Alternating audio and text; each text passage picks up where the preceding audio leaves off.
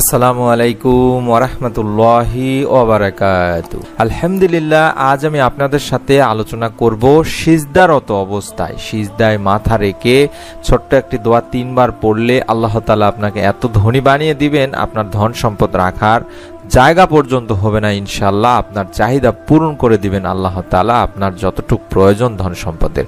আমি অনুরোধ করব অবশ্যই ভিডিওটি সম্পূর্ণ দেখে আমলটি করার জন্য।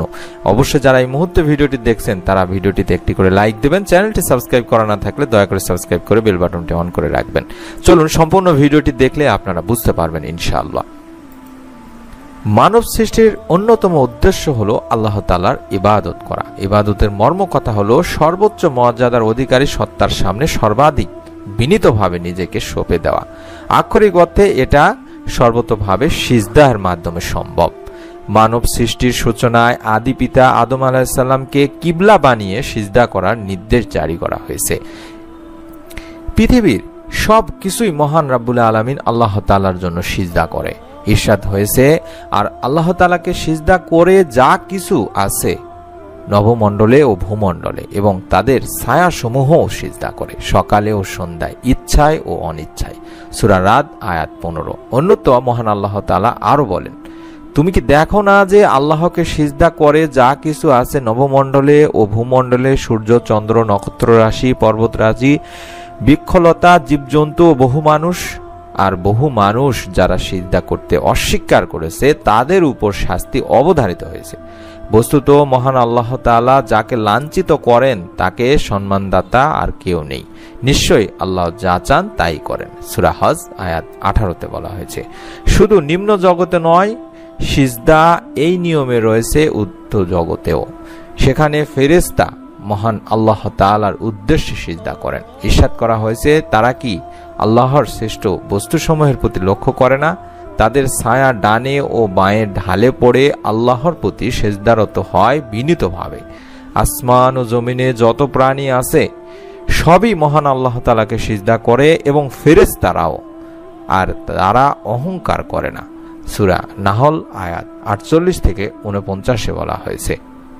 এই সিজদারত অবস্থায় আমাদেরকে মহান রাব্বুল আলামিনের কাছে দোয়া চাইতে হবে আমাদের সমস্ত প্রকার অভাব অনটন থেকে। সিজদায় কিভাবে দোয়া করবেন তার নিয়ম কিংবা সিজদায় দোয়া করলে যে দোয়া কবুল হয় তা আমি আপনাদের সামনে তুলে ধরছি। সিজদায় দোয়া করলে যে দোয়া কবুল হয় এই বিষয়ে সহিহ মুসলিম শরীফের একটি হাদিস রয়েছে। নবী করিম সাল্লাল্লাহু আলাইহি সাল্লাম বলেছেন, বান্দা যখন সিজদারত অবস্থায় থাকে তখন সে তার রবের সবচেয়ে নিকটবর্তী অবস্থায় চলে যায়।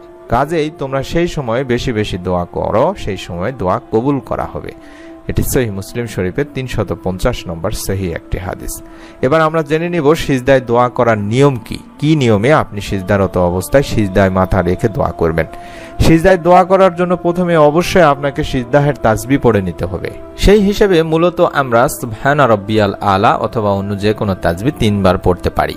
এই তাসবিহ পড়ার পরে আপনার দোয়া শুরু করতে হবে সিজদার অবস্থায় থাকা অবস্থায়, হোক সেটি ফরজ, সুন্নত কিংবা নফল নামাজ। অর্থাৎ আপনি চাইলে ফরজ নামাজের সিজদাতেও দোয়া করতে পারবেন, এটি বৈধ রয়েছে। তবে বিভিন্ন আলেম এবং স্কলারদের মতে অনেকেই বলেছেন অন্তত ফরজ নামাজের সিজদায় দোয়া না করা উত্তম, তবে এটি নাজায়েজ নয়। অবশ্যই আপনারা সিজদায় দোয়া করবেন আল্লাহ তাআলার কাছে যেই সমস্ত জিনিসগুলো মানুষকে দিতে পারে সেই সমস্ত জিনিসগুলো ছাড়া। তবে এই বিষয়ে অবশ্যই আপনাদের মাথায় রাখতে হবে, আপনি সিজদার মধ্যে এমন কোনো জিনিস চাইতে পারবেন না যেগুলো সিজদায় চাওয়া বৈধতা রয়েছে সেগুলো আপনি চাইবেন। যেমন ঋণ মুক্তি চাইতে পারেন মহান আল্লাহ তাআলার কাছে, আপনার স্মৃতিশক্তি বৃদ্ধির জন্য বলতে পারেন, উত্তম জীবনসঙ্গী, ভালো জীবনসঙ্গীর জন্য আল্লাহ তাআলার কাছে আপনি সিজদায় দোয়া করতে পারেন। অর্থাৎ যেগুলো মানুষের হাতে নেই সেগুলোই আপনি আল্লাহ তাআলার কাছে সিজদারত অবস্থায় চাইতে পারেন। আপনি আপনার ঋণ মুক্তির জন্য বা অভাব অনটনের জন্য মহান আল্লাহ তাআলার কাছে চাইতে পারেন। আল্লাহ তাআলার কাছে যদি আপনি এইভাবে দোয়া করতে পারেন তাহলে মহান আল্লাহ তাআলা আপনার দোয়া কবুল করবেন, আপনাকে ধনী বানিয়ে দিবেন ইনশাআল্লাহ। হযরত ইবনে ওমর রাদিয়াল্লাহু তাআলা আনহু থেকে বর্ণনা করেন, একজন জনৈক ব্যক্তি হুজুর আকরাম সাল্লাল্লাহু আলাইহি সাল্লামের খেদমতে এসে আরজ করলো, ইয়া রাসূলুল্লাহ সাল্লাল্লাহু আলাইহি সাল্লাম, দুনিয়া আমাকে পরিত্যাগ করেছে, অর্থাৎ আমি অভাবগ্রস্ত অবস্থায় রয়েছি, আমার সচ্ছলতার কোনো কি উপায় আছে বা পরিত্রাণের কোনো উপায় আছে? ততত্র হুজুর সাল্লাল্লাহু আলাইহি সাল্লাম বলেছিলেন, তুমি সিজদারত অবস্থায় সেই দোয়াটি করবে যেই দোয়াগুলোর কারণে বা যেই দোয়াগুলো ফেরেশতারা করে ফেরেশতাদেরকেও রিজিক প্রদান করা হয়। সুবহানাল্লাহ। সেই দোয়া করলে আপনিও আপনার রিজিকের সংস্থান আল্লাহ তাআলা করে দিবে ইনশাআল্লাহ। হুজুর পাক সাল্লাল্লাহু আলাইহি সাল্লাম এই দোয়াটির কথা বলেছেন। সিজদারত অবস্থায় এই দোয়াটি আপনাদেরকেও করতে হবে সিজদার তাসবিহ পড়ার পরে। দোয়াটির বাংলা উচ্চারণটা আমি এই মুহূর্তে স্ক্রিনে দেখায় দিচ্ছি, স্ক্রিনশট নিয়ে মুখস্থ করে নেবেন। অবশ্যই সিজদায় পড়ার চেষ্টা করবেন এবং অনুরোধ করব ভিডিওটি দেখতে থাকুন। নিয়মটি আমি বলে দিব কি নিয়মে এই দোয়াটি করতে হবে। এই দোয়াটির বাংলা উচ্চারণ হচ্ছে সুবহানাল্লাহি ওয়া বিহামদিহি সুবহানাল্লাহিল আযীমি ওয়া বিহামদিহি আস্তাগফিরুল্লাহ। আমি আবার একবার বলে দিচ্ছি, সুবহানাল্লাহি ওয়া বিহামদিহি সুবহানাল্লাহিল আযীমি ওয়া বিহামদিহি আস্তাগফিরুল্লাহ। এই দোয়ার বাংলা অর্থটি হচ্ছে আল্লাহ তাআলার পবিত্রতা বর্ণনা করছি এবং তার প্রশংসা গীতির সাথে তাকে স্মরণ করছি। মহান রব্বুল আলামিন আল্লাহ তাআলার পবিত্রতা বর্ণনা করছি এবং তার প্রশংসা বর্ণনার সাথে আল্লাহ তাআলার নিকট ক্ষমা প্রার্থনা করছি। এই আমলটি আপনাদেরকে অবশ্যই সিজদারত অবস্থায় করতে হবে। যেই লোকটি বা যেই সাহাবী এই কথাটি বলেছিলেন, যে সাহাবীকে আল্লাহ রাসূল সাল্লাল্লাহু আলাইহি ওয়াসাল্লাম এই দোয়াটি শিখিয়ে দিয়েছিলেন, সে সাহাবীটি অতঃপর চলে গেলেন এবং দীর্ঘদিন পর্যন্ত ফিরে এলো না। এরপর একদিন হঠাৎ এসে আল্লাহ রাসূল সাল্লাল্লাহু আলাইহি সাল্লামের কাছে আরজ করলো, ইয়া রাসূলুল্লাহ সাল্লাল্লাহু আলাইহি সাল্লাম, দুনিয়া আমার কাছে এত বেশি পরিমাণে এসেছে যে তাকে কোথায় রাখবো আমি জানি না। অর্থাৎ তার ধন সম্পদ আল্লাহ তাআলা এত পরিমাণ বৃদ্ধি করে দিয়েছেন মহান রাব্বুল আলামিনের কুদরতি এবং গায়েবী সাহায্য থেকে, যে সে তার ধন সম্পদ রাখার জায়গায় পাচ্ছে না। সুবহানাল্লাহ সুবহানাল্লাহ। নিয়তটি করে ফেলুন দিনী ভাই বোনেরা, বিশ্বাস করে আমলটি করবেন।